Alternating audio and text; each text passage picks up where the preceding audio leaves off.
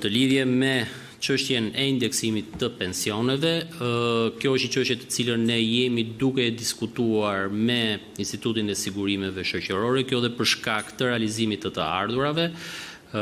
Kemi krijuar hapësirat e nevojshme buxhetore për të krijuar mundësinë që të afrojmë procesin e indeksimit nga muaji tetor në muaj qershor apo korrik.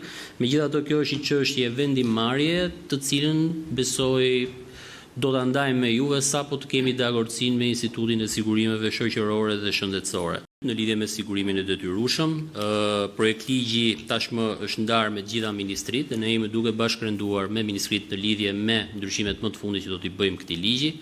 Shpresojmë që brenda 6 mujorit të parë të këtij viti, pra deri në fund të muajit qershor, maksimumi deri në korrik, kemi mundësi që ta përcjellim në qeveri për miratim ligjin për sigurimin e detyrueshëm.